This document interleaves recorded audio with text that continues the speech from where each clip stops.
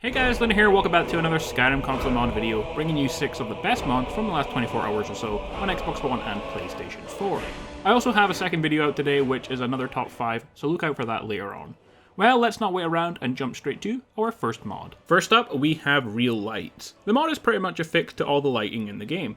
Currently the lighting in some places is just pretty terrible, and this mod aims to fix that. The mod is actually split up over different mods, so that way you can choose which places are improved and which ones are not if you're already happy with them. The other mods affect the amount of light in the open world, during weathers, and even in dungeons, but the one in this video is a change to the lights inside of cities. I personally really like this mod. The vanilla game lighting is a bit too dull for me. In some places, this mod manages to change the lighting, usually making it brighter and more vibrant, but still managing to keep the game dark enough so that it's dark at night.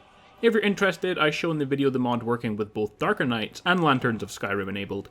Just make sure you have the lanterns underneath the RealLights mod in the load order in order for them all to work together. And as you can see, it makes it look really cool with all three enabled. Our second mod of the day is another simple one, but very nice change to the way the player looks. The Visible Gear mod makes any gear you have in the game visible on your character. It not only looks cool, but it makes your character just a bit more realistic looking. So now you can see your favourite weapons, even when you're not using them. The mod has a few drawbacks, like you can't equip your favourite unique weapons like Chillrend and make them show up, so that's a bit disappointing, but all the regular weapons will work. So any weapon you can make at a forge, or any of the enchanted versions, will all show up. So now you can have all your favourite weapons on your back. You can have 2 different weapons equipped which you will be able to use, and you can now simply change the different weapons easier. As you have them all favorited, you can just equip them from your favorite menu instead of having to go into your inventory. A simple mod, but a really popular one I think, and it's one that everyone should definitely download and check out. Our next mod is a new player home located just outside of Helgen. Now this one isn't the best player home there ever was, but since there are so few mods out for PS4, I decided to include this one, although there are other PS4 ones out that I will showcase in future videos. Helgen is not really a friendly place to live either, but the house is still nice enough. On the outside it's actually quite good looking. You have a smithing area, a horse, and a cooking pot. The inside is quite bare, but it's supposed to be so you can decorate it for yourself. You get different mods that can help you out there as well. It still has all the basics, alchemy, enchanting and cooking areas, and 6 different beds so you can move everyone you know in. I'll admit one of the more simpler player homes, but put in some effort and you can make it your own. Also, if you have the Helgen Reborn mod on Xbox One, this house is ideally located next to Helgen as well. If you're on PS4, then this is just a convenient house to have where you can rest if you're in the area. Our next mod is the Fighting Gloves of Skyrim.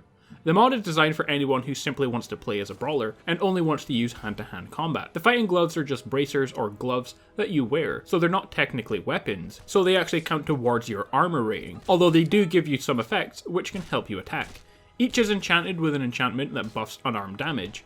Recipes do exist to upgrade these items, plus they are built into the leveling list so you can find them almost anywhere, and after having them just for a few hours, I actually found them in most chests I opened for some reason, so there are loads of them going around. The gloves also take into account how heavy they are in order to work out your attack speed, so the more heavier and stronger gloves will be slower to attack. But they will have the ability to stagger opponents if they are heavier. So the different types that you get are the bandage gloves. They give you a +3 to unarmed damage and 30% attack speed, and they're considered light armor. Fighting gloves, they give you 6 unarmed damage and 20 plus attack speed. Wax leather gloves, which is 9 unarmed damage and 10% attack speed. Scaled fighting gloves, which is 12 unarmed damage and 3% chance to stagger. And heavy fighting gloves, plus 15 unarmed damage and a 9% chance to stagger. You can also improve all these gloves so they give you a better armor rating as well. If you're looking for them, you can find them in different places. As we said, they're found on the level list, so you can get them pretty much anywhere. And you can also craft some of them at the forge. If you want to get a pair quickly, you can go to your Vasker and Whiterun. In the training grounds, there's a pair of starting fighter gloves in the middle of a table. Comes in handy if you want to do this while you're playing the companion storyline. So overall, a really cool mod. It's actually really fun to brawl just with your hands in Skyrim, something I don't really do that often, but you also get some really cool unique kill animations as well, so it's definitely a fun way to go if you're sick of using weapons. The next mod adds a new and difficult dungeon into Skyrim. The mod comes with a little bit of backstory, so we can see what the dungeon is actually all about. The ancient stone city is home to many evils that no man should endure. Yet the legends and tales haven't scared a group of bandits calling themselves the Stone Legion, who have taken up residence in the upper levels of the city. They're fearless fighters and deadly assailants. However, the looming darkness of the city hasn't left them untouched. Their leader, Kvemesker, I don't know if that's how you pronounce that, has become corrupted by the ancient dwarven magic, causing chaos and destruction in his wake. Your task is to travel to the old dungeon, wipe out the Stone Legion, and put a stop to the chaos caused by the leader, and find the mysterious Othelia's Forge as well. The mod adds to the game a variety of new enemies, a new crafting bench to craft powerful artifacts, a dungeon spanning 5 cells, so it's actually really big, and a narrative told through books and notes scattered throughout the level. Overall, this is actually a really fun mod to play through, and although only adding one dungeon, it's big and adds plenty of new stuff to keep you interested the whole way through. It's also filled with different puzzles and things, so you don't just walk straight from start to finish, you have to kind of figure out your way through there. A mod I would definitely recommend you try out, especially on PS4, since you get so few new quests and dungeon mods, and this one is definitely worth downloading. Our final mod of the day is Artefacts of Ultima. The mod is an extensive collection of weapons, with a few shields, from the old, mostly unsung but legendary Ultima RPG series.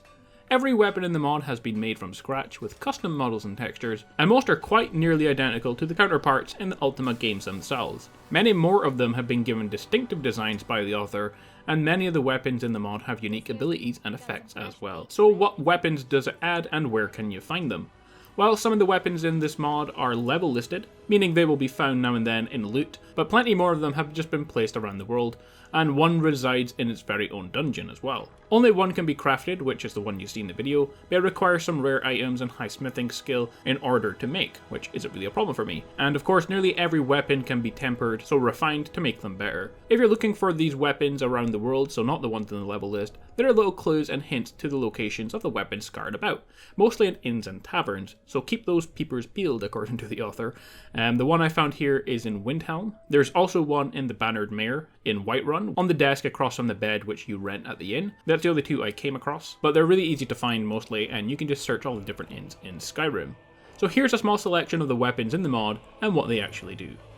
Sword of Defense. This magical sword boosts the wielder's block skill and armor rating slightly, giving them a bit of a defensive edge in combat. The sword itself does about as much as an orcish sword. Fire Sword. These magical swords come in 2 flavors, red and blue. The blades of these swords are wreathed in magical flames, dealing fire damage to those struck. But on top of that, these swords shed light when unsheathed, giving you both a sword and a torch in one package.